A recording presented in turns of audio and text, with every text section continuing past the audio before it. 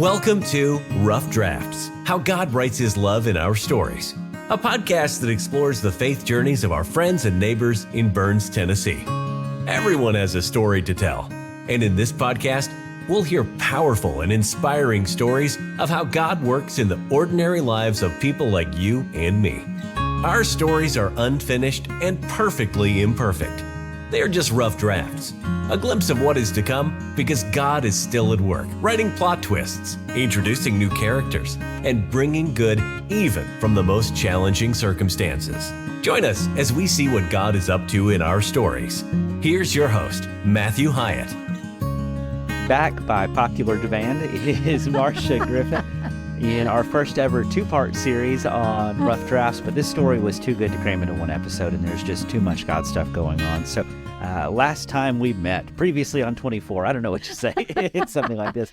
Marsha asked, could we do a two-parter? And I said, I don't know, we never done it before. Making it all, everything's the first time for something. Last time, we talked some amazing stuff. We heard about how Al and Marsha got married and how their family of origin were interesting. We heard about what it was like to grow up in church and have a fear-based faith instead of a grace-based faith. We heard about serving the church, maybe too much sometimes, maybe dealing with that idea that we have to be perfect to be used by God. And now I feel like we're right at the point where the story is about to get even more interesting. So we just made a church transition. Yeah. Take it away, Marsha. Okay, I kind of call this, as I was thinking through this, I kind of broke it up into blocks in my mind, and I call these the good years. So what was the name for the first section? Well, that was trial and error and all kind of things, you know. Good years, but you know what I mean. Yeah. This is when you kind of have a point where everything kind of comes together. We served at Pegram for years. During that time, we had the opportunity to go to Mexico and do medical missions. And Big Al and other people who weren't medically trained would go and unload and load and drive. And, you know, so those were very influential trips for us, you know, seeing other cultures, seeing the want, the need, being able to serve, you know, and that was very, you know, very important in our spiritual growth. Al had started a business, a construction business, and that was doing very well. In 1994, 93, 94, I went back to school. I had always worked in healthcare and decided I needed to go back to school if I was going to keep working, and so I went back to school and became an RN. We bought the farm of our dreams. It had been my dream forever. It was right on Jones Creek, had about 30 acres, and had my dream, a big red barn. We built a farmhouse, entertained, had all sorts of youth group activities, church activities, shared that. I had my horses. We went camping a lot with our horses and our grandkids in tow, you know, just, I mean, such sweet, good memories of living on that farm. And Wes, you know, Holly's gone. She's having her own kids, which could be another story for another time. But Wes had always been our rebel. You know, I don't know where he got that, but anyway, he had spent time in the military, was in Fallujah in Afghanistan, a lot of prayer nights there, you know, prayer nights, prayer days, a lot of fasting. He came back and married a sweet little girl from Pegram. And I remember distinctly saying, I can just die now. My kids are married to Christians. You know, life is good. We were able to give more than we ever imagined we could give and loved doing that. So fast forward to 2005, we went into business. We were at the point where we would love to kind of start stepping away more And I did all the books, did payroll, did all that stuff in addition to working as a nurse. I now worked hard as, doing construction things. And so we went into business with a couple of people, and I want to honor that just by saying a couple of people, and that we trusted. And that was 2005. In 2007, one of them was an accountant, and in 2007, I had asked along the way, can I see the books? Can I, I need to have a handle on what's going on. Well, there was always a reason. And I'm just going to shorten it by saying by 2007, we realized that things weren't going well, and literally found ourselves $990,000 in debt and didn't even know it. Well, that's fun. Yeah. Accounts that had been opened, poor decisions that had been made. We had been, and I feel like we bear a lot of the blame for that because they weren't ready for that kind of responsibility, and we should have realized that. But everything literally fell to pieces. My son's marriage fell apart. They were living next door to us. Very strained relationship with him, and the debt that was just, I don't even know how to describe it, But I will say there's a little bit of freedom in that, because when you realize it's so much, you can't possibly even scratch the surface. You just start telling people, well, do what you need to do. Yeah. I don't know what to tell you. Yeah. So we took our business back, worked really hard, and then, God just, oh my goodness, God blessed us with so many people who helped us navigate that. An attorney in Nashville who's an elder at Harpeth Hills who charged us not one penny. Oh, wow. And went to meetings with us and helped us navigate that. And for a while we thought, well, we can, just work hard and pull out of this thing. And then 2008 hit. Yeah. And there was no work. Yeah. There was just no work. So here we are and I'm telling you, Matthew, I would get in the shower and scream and cry and rail at God. Yeah. Now, the good news is he can take it. Yeah. He's heard it before. And I told him, I said, you promised, give, test me in this. It'll be given, pressed down, running over. Why are you doing this? Everything is falling apart. Yeah. And it was the hardest couple of years. But then, surprise. Thaddeus Hill from the Timothy Hill Children's Ranch came down to just offer his love and support. We had had a relationship with that family at that point for about 20 years. It started by us telling them to come on to our house and stay when they were at the workshop. Yeah. And he said, we've tried to get you to come to the ranch for 20 years. How about now? And at the time, we didn't think we were going to even be able to keep the farm. Yeah. And I'll tell you, you haven't really been humbled until you have to have an auction. And you watch people drive away with your washer and dryer and your Kubota tractor you love and your manure spreader that I got for Mother's Day. People driving away with your things. Yeah. That are just things, but still, they have stories. Things. Yeah. And you've worked hard for them. So we had a big auction. We went up to the ranch and just kind of visited what would our roles be, whatever. And we just knew that serving would be the way out. Yeah. That sitting here belly aching and crying over loss and just was not going to get it. And so we made the decision in 2009 to go to the ranch. We moved up there in May. I took 5 of my horses. We took just what we needed, clothes and a few things to make it feel like home, and we moved into what they call the potato barn, transitional house.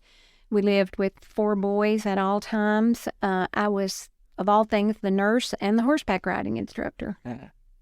So I wore boots and jeans and spurs to work and had my dog with me, and Al did all things maintenance and helped me on the farm because that included hay and all sorts of things. So absolutely fell in love with those kids. They were so rough and so raw and so ornery, and I just loved them. They're your people. And the more ornery, the better. Yeah. Everyone, when they came, I gave them a big hug. I just adored them, and so we committed to 2 years, ended up staying 4 years. During that time, we were some way able to keep the farm. We leased it. We had bought some property around us. We sold and rented, we just shuffled the pieces around however it made sense. And so while we were there, a door opened to go to Africa to do medical missions and building at an orphanage in Mityana, Uganda. It was through a man who was there who was with YWAM, Youth with a Mission, and told us about the opportunity. And so 2011, 12, and 13, we made the trek to Uganda and worked there. And they have drums in worship. It's a little different there, isn't it? Yeah. I have literally danced around a fire in worship in Africa. It's amazing how just different, we're used to church being super formal, worship being almost regimented, but it is an experience in Africa. Yeah. It changes you. I tell people, I say the best gift you can give your kid, you want to do something that's life-changing, send them somewhere to serve. Let them see how blessed. The view you have of the spiritual world is different. Maybe you can elaborate on that a little bit. Well, the orphanage itself, the kids had nothing but one bed and a box that, they kept their things in. But every night they had worship, and it was kid-led.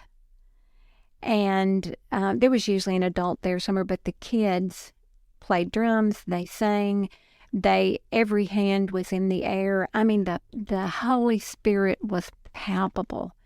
And I'll never, you just have these moments that are in your mind. And the first day we were there, we had the directions to the school were like, go down to the cow, turn right, swing left where the chicken pen is, and then go down through the garbage dump. It was like... That's Africa directions. Yes, that's it. And so 2 things happened. I watched my granddaughter walking in front of me with kids with her all over her, and I had this Holy Spirit moment, and I turned to my daughter and I said, you better prepare your heart. And she said, what do you mean? And I said, she's home. Yeah. She's home. And then we got down the hill and I started hearing the drums and the singing of those children. And it was like, washing the feet of the children, dancing around the fire, having them lift hands and touch you and pray over you. You don't have a clue what they're saying, but you don't, but you do. Yeah. They were praying for us. Yeah, you knew they were calling for God's favor, for God's protection, for God's mercy. Yeah. It's amazing. You're in those situations. Sometimes you may not know the words that are being said, but you know what is being said. Yeah, we know the intent. And so, so that was another, I've said when I grew up, I thought I'd just get married and live in Dixon and have some kids and be going to whatever the grocery store. I never dreamed in my life that I would be in Mexico and Africa and living on a children's ranch and going through the loss of a child and the financial devastation. And you you have no idea what life holds. Yeah. It's been quite the. And I told you I brought my book. I have something called the Commonplace Journal where I write quotes and things that I want to remember. And this one, Oswald Chambers. Whew, I love me some Oswald Chambers. C.S. Lewis, yes, and he's got a quote that says, "If a man cannot prove his religion in the valley, it is not worth anything." And when I told you I stood in the shower and cried and railed at God, I had at that point been teaching my ladies' class for 10 years. And all the things that I had said to them started coming back to my head. Yeah. Like Corrie ten Boom says, don't hold anything so tightly, lest God has to pry your fingers loose. And I would always circle back. If I believed it yesterday, I believe it today. Why wouldn't I believe it today? If I believed it in the blessings, in the good, in the abundance, I have to believe it in the devastation. I either meant it or I didn't. Yeah. And so that's where God and I had those sessions repeatedly. Yeah. But then we left the children's ranch after 4 years. My parents were getting older, needed us. God just provided a job that was unbelievable for me at the hospital. It just came out of the blue. I stepped back in as director of the department I had left. That's cool. We got back. Were able to move back to the farm, started repairing it from all the leasing it years. The year we got back, Al had started being short of breath, and we had quadruple bypass surgery. But he recovered from that well, and we decided at that point that he should retire, and so he retired and I kept working, and we got to enjoy 5 more years at the farm. But we knew at that, we had a mortgage that you don't have when you're in your late 60s and 70s. Yeah. It should have been paid for 2 or 3 times over, but it wasn't. Right. And so we enjoyed it for 5 more years and sold it to an elder at Pegram and his wife. I mean, we didn't even list it. We just sold it. So then we knew typical retirement wasn't for us. Yeah. So we called it redirection. Yeah. So we bought a big RV and we moved to Louisiana. Okay. Forgot that. We moved to Louisiana. Our daughter was living there. Now, where does that fit in the timeline? Was that after Timothy Hill? Was that? That was after retirement. Okay. We sold the farm, retired in January of 18. We sold the farm the very end of 2017. I retired January 18. We moved to Louisiana, bought a house with our daughter and her husband, went to Whites Ferry Road. And that's when you grew out your beard and became part of the Duck dynasty. Yes, and wore a bandana. And yeah, it was a good look on you, I thought. Yes. Such a good church. Yeah. Ooh, such a good church. I have heard about their work with Celebrate Recovery and... now those are some worship services. Yeah. Love those. But we spent, for the next few years, about 5 to 6 months of the year traveling, and we would go work at the Timothy Hill Children's Ranch, at the Timothy Hill Christian Camp in Massachusetts, at the Tuba City Church of Christ in Arizona. So we would fit in Yellowstone, Glacier, Acadia, Redwoods, Zion as we traveled. And so we traveled and worked That's so cool. For the next few years. So that was fun. It sounds like it. That was good. You think about the God will restore the years the locust ate, and I firmly believe that. It may not look the same, but he does restore. I've always thought that about the end of Job's story. I read Job a lot. He didn't get his family back. And I know that there is no replacing that, but there is still joy that comes later. Yeah. There are new blessings. Yeah. And we've made friends.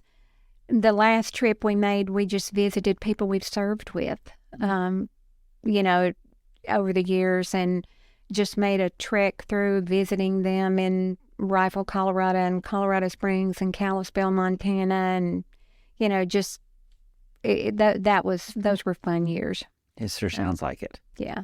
But then, we find out end of 2021 that the kids want to move back to Tennessee. And so we renovated a house. We spent the last year renovating a house with them. So we're the basement dwellers. We built out the basement and they redid the top. And for this time in our life, it's not my farm, it's not my farm. But I'm going to have one of those in heaven. Yeah, you are. Yeah.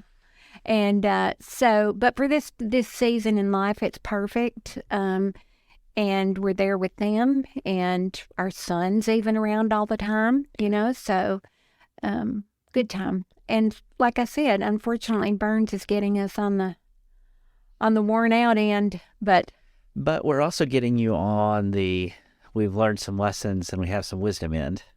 I've got some experience. Experience is a good word. Yeah. Experience Got is a some good word. experience. Yeah. What a journey it's been. Wow. So how... Go ahead. Sorry. No, you're good. How would you say that your faith has changed over the years? We've talked a little bit about the faith that was fear and the faith that is grace. We've talked a little bit about kind of the rigidity and the say yes to everything. We've talked about some traditions that are just broad strokes. Mm-hmm. Well, I think the first word that comes to mind is freedom. I've learned to experience the freedom of serving Christ. It's the only freedom. I mean, it just is, and not a freedom that's not bound by list or other people's expectations or tradition. And I'm thoroughly enjoying that freedom. Yeah. And not fear. I lost my mom and my dad and my brother in 2 years. And my brother especially was a heartbreaker because he was a broken person.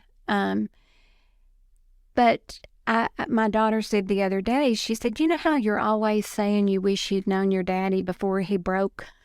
Yeah. And I said, yeah. And she said, they're not broke anymore, Mama.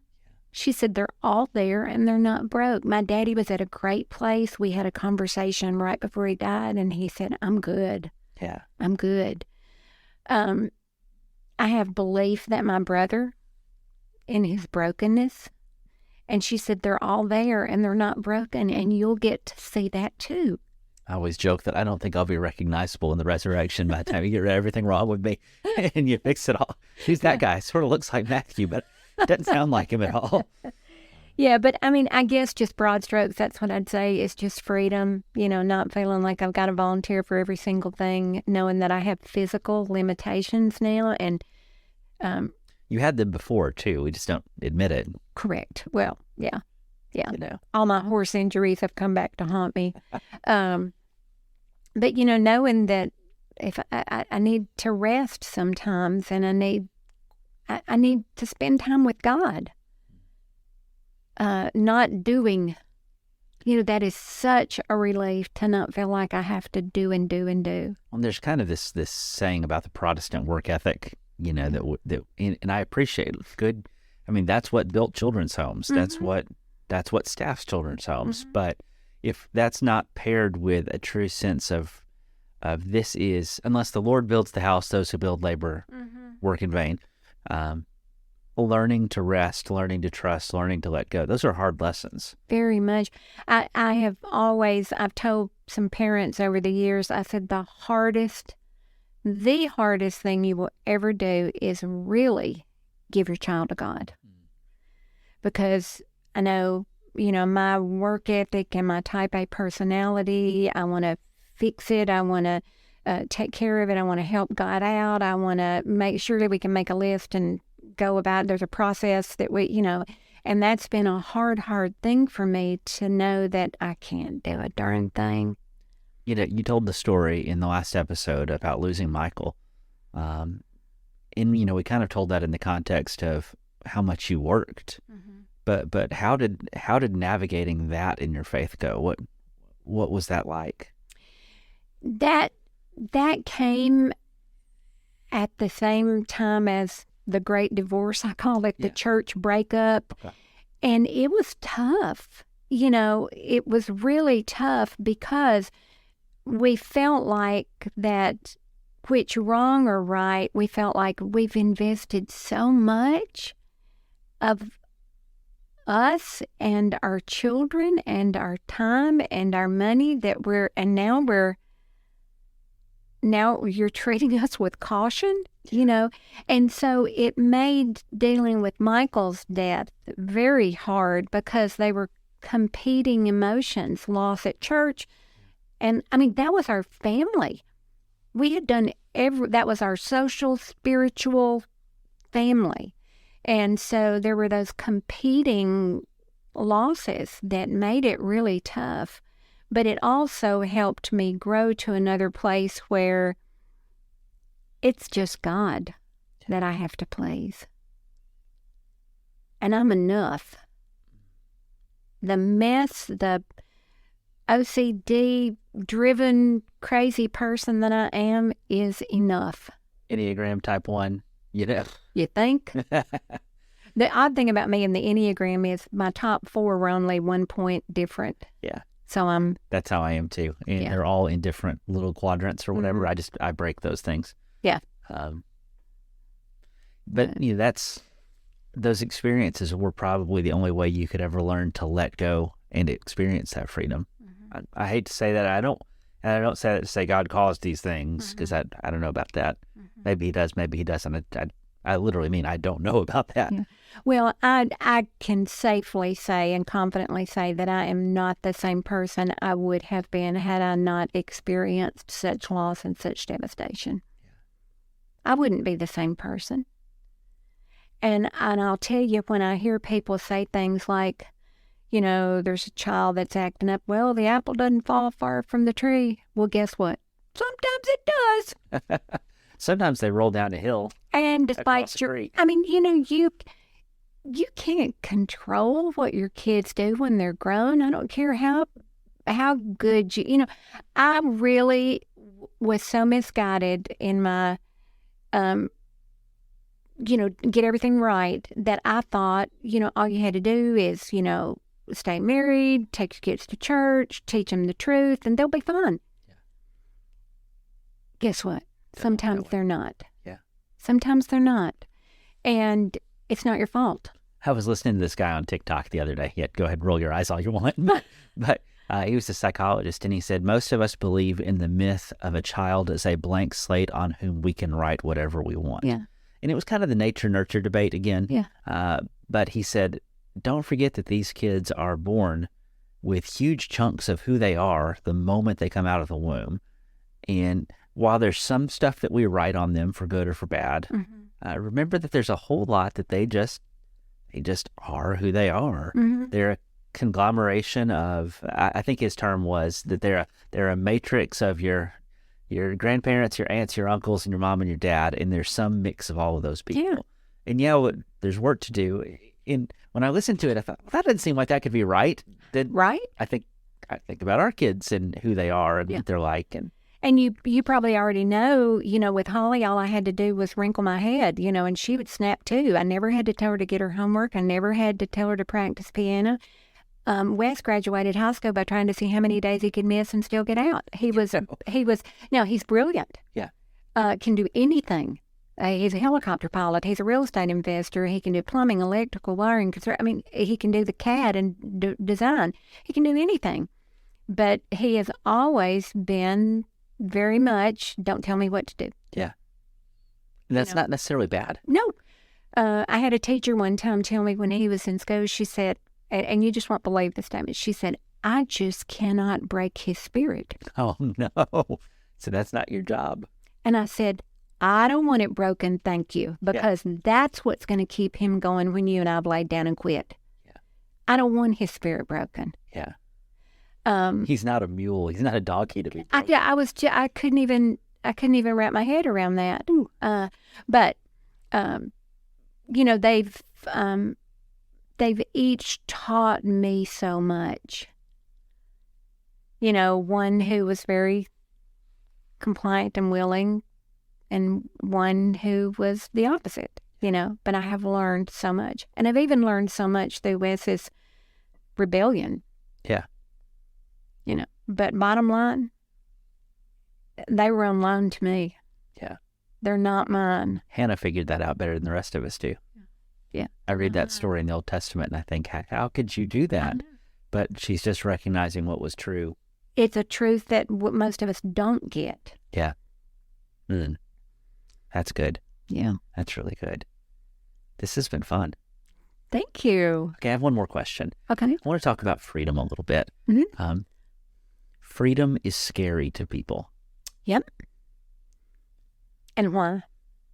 Well, that was my question. And my next question was, what do we do about it? Well, I don't know. I certainly don't have all the answers, but I think we have been so entrenched in the church in list-based, for lack of a better word, faith, where if you went to church Sunday morning, Sunday night, Wednesday night, you taught a class, you took communion, it was, shall I say, pharisaical? Yeah. The last person we baptized is a lady in her early 30s, and she said, I'm not saying I didn't believe. She said, but I always had a list and I always had a plan. I knew I wanted to date, I wanted to get married, I wanted to go to school, I wanted to have kids, I wanted to have a job, and I knew that one of the I want to's is get baptized. So I did it. So I checked off my box. She said, now I've realized that all I did was check off a box and I want to follow Jesus. And I thought, oh, how cool is this? Wow. And her husband baptized her. Yeah. If you remember that Sunday. Yes. It was a neat moment. Yeah, that was cool. Thought he knew he was going to drown her, but that's another story for today. Besides that, yeah. So and I understand that being a type A, number one on the Enneagram kind of person. I've got a calendar, I've got a list. I've got a list for Lowe's, for Walmart, for what I need to do. That's just what I do. But that doesn't work in my faith. But there's a certain feel good to check. When you feel good when you check off tasks. It's safe. It's controlled. It's safe. That's the word. And you don't have to think as much. It's not what does love require of me. It's have I attended Sunday night this week? Correct.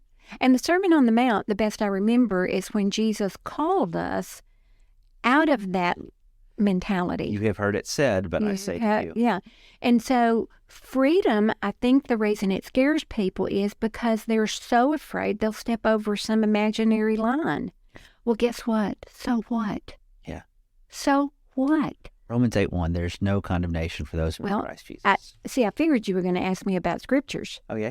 Yeah, so I wrote them down. A good preacher probably would have. I know, right? You don't have one of those. But we'll call Jason Allison. Yeah, Romans. I read Job over and over during devastation, because I thought, Job wasn't, like with our devastating, we didn't cause it. We didn't, sin splatters. Yeah. Sin splatters. Sin splatters. That's a phrase. Yeah, sin splatters over innocent people. Yeah. And we happened to be in the spray pattern. But I read Job a lot. Romans 8. The Spirit intercedes for us when, we don't have anything but groanings. Too deep for words. Yeah, we're more than conquerors. All things work together for good for those that love Him. And so, and Fern Hill, I don't know if you've ever even heard of Fern Hill, but she was the matriarch of the Timothy Hill Children's Ranch, the one who had the dream, the vision, the drive.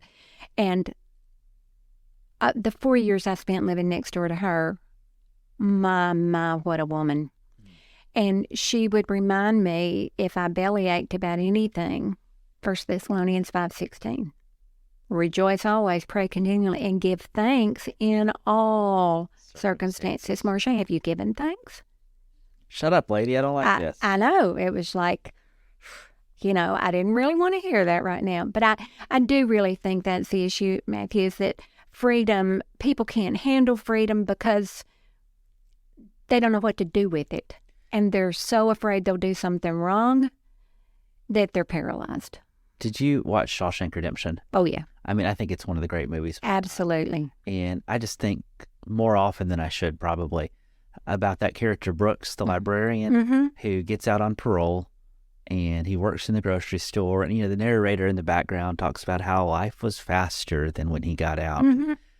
He didn't know how to work the grocery store checkout. He didn't know how to not ask somebody if he needed to pee. He didn't. He had been institutionalized, was the word that he uses in the movie. Yeah.